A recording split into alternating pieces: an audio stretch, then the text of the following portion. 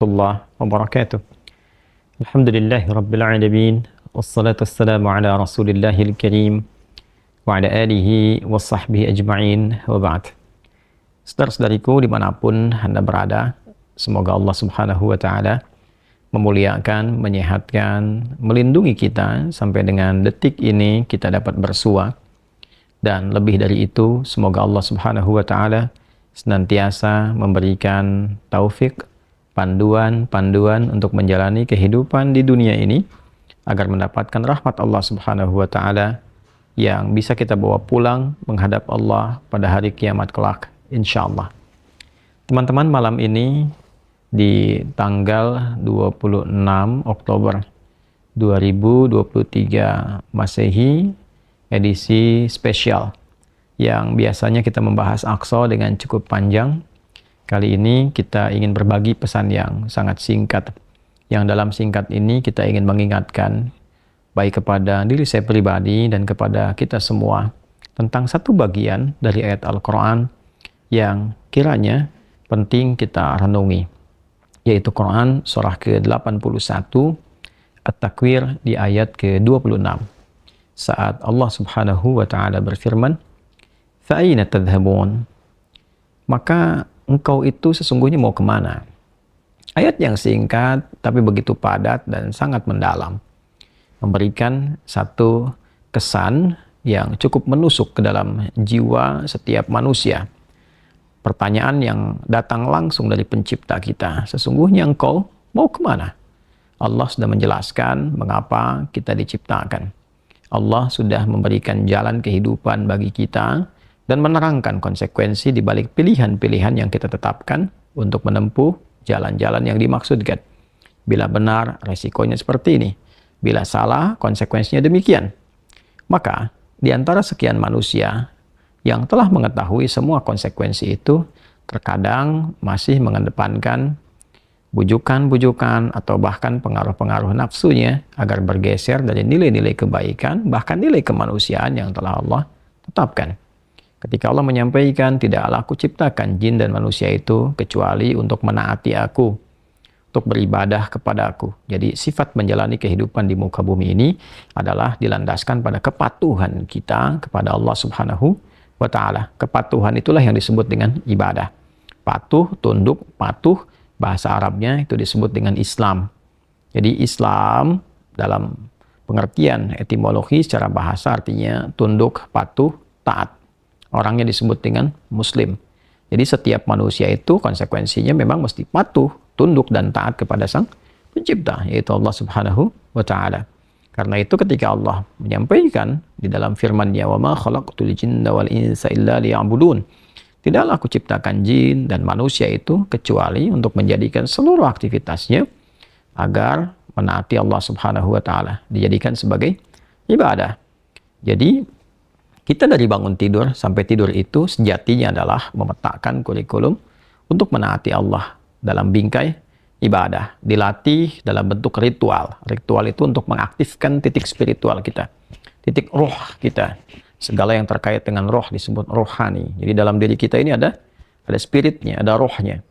Dan itu adalah titik latihan pertama untuk mengaktifkan ya titik-titik kebertuhanan. Jadi ketika Allah sampaikan, tidaklah aku ciptakan engkau kecuali untuk menaatiku. Nah, titik ketaatan itu ya disebut dengan titik ritualnya. Ibadahnya ibadah ritual, ya keadaannya keadaan spiritual, itu yang penting kita aktifkan dulu.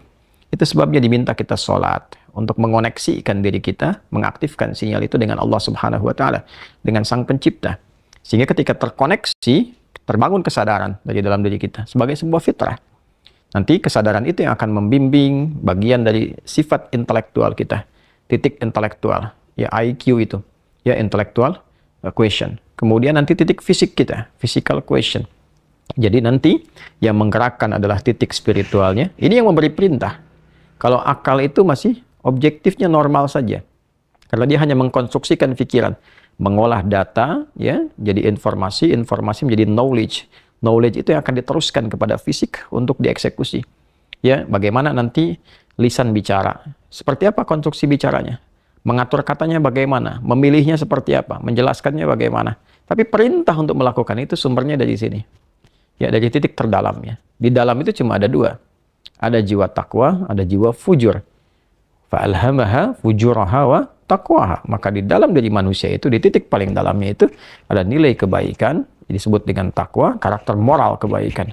Ada yang buruk disebut dengan fujur. Nama lainnya disebut dengan nafsu. Karena dari fujur keluar su, melewati nafas. Nafas ketemu su, jadi nafsu. Quran surah ke-12 ayat 53. Wa ma ubarni'un nafsi innan nafsa la'ammaratum bisu illa ma rahima rabbi. Maka semua tindakan kita, menatap, mendengar, berbicara, bertutur, sampai dengan berjalan, ujung kepala sampai ujung kaki, yang kita jadikan sebagai bagian dari perangkat beraktivitas itu, semua tatanannya, perintahnya kalau tidak dari takwa, adalah dari fujur. Kalau bukan dari sifat baik, sifat buruk yang bersumber dari nafsunya. Maka semua kegiatan yang kita desain dalam setiap hari itu, kita tata. Dan Allah tanya, baik, engkau untuk apa bekerja? Ya Allah, saya ingin mencari rezeki. Baik, bagus. Untuk dapat uang. Setelah dapat uang mau kemana? Pengen kaya. Setelah kaya mau ngapain? Beli ini, beli itu. Setelah itu mau ngapain? Ditanya terus sampai ujungnya. Fa'aina tadhhabun. Sampai ke titik puncaknya. Kalau kamu sudah meraih apa yang kamu inginkan itu, harta sudah banyak, terkumpul, sudah mewah, rumah sudah megah, mobil melimpah, hidup juga kaya begitu rupa, terus mau ngapain? Ya.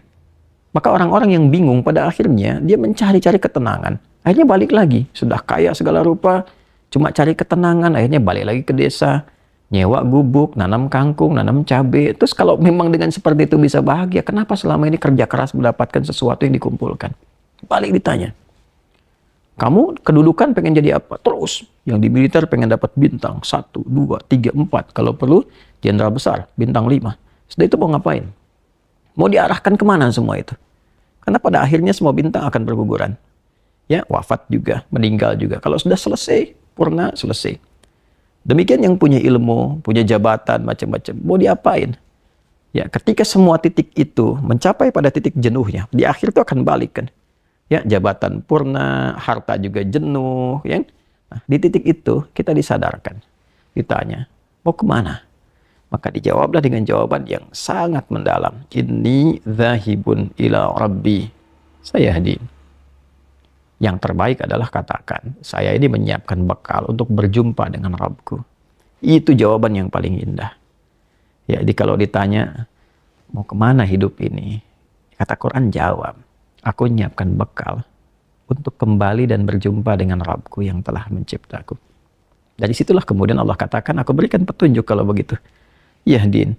Ya, aku berikan petunjuk kata Allah. Jadi orang-orang yang menyiapkan semua aktivitasnya dan dia lakukan untuk Allah, berjumpa dengan Allah, maka Allah akan berikan petunjuk dalam setiap aktivitas kehidupannya. Diberi petunjuk bagaimana mata memandang, telinga mendengar, lisan bicara, sampai kaki berjalan. Sehingga dia betul-betul menjadi pengabdi dari Rabb-Nya yang maha menyayanginya. Pengabdi disebut dengan abdun, jamaknya disebut dengan ibadun. Yang maha menyayangi disebut Rahman, maka disebutlah dia dengan ibadur Rahman. Wa ibadur Rahman alladzina yamshuna 'alal ardi hauna wa idza khatabahumul jahiluna qalu salama. Demikian di surah Al-Furqan itu. Itulah puncak yang mesti kita ikhtiarkan dalam kehidupan, yang kita selalu sampaikan dan komitmenkan sejak bangun tidur. Dan kita katakan, alhamdulillahilladzi ahyana ba'da ma amatana wa ilaihin nusyur. Terima kasih ya Allah, segala puji hanya milik-Mu yang telah memberi kesempatan hamba menjalani kehidupan. Padahal engkau telah tahan nyawa hamba tadi dalam tidur. Sesuai ajal kau berikan kesempatan. Hamba berjanji ya Allah, hamba akan menyebar beraktivitas untuk mencari bekal menghadap-Mu. Saudara-saudariku, sedalam, sejauh, sebanyak kegiatan, aktivitas jabatan yang telah kita kumpulkan, harta benda, pengetahuan, sampai detik ini, apakah betul-betul sudah kita siapkan sebagai bekal untuk bertemu dengan Allah? Atau hanya sekedar mengumpulkan semua itu tanpa arah, yang pada akhirnya bertemu dengan kejenuhan kembali? Renungkanlah malam ini, malam Jumat. Jumat saat manusia pertama diciptakan, diturunkan di surga mengawali misi di dunia, diwafatkan, dan di titik itu kita akan berpisah dengan dunia.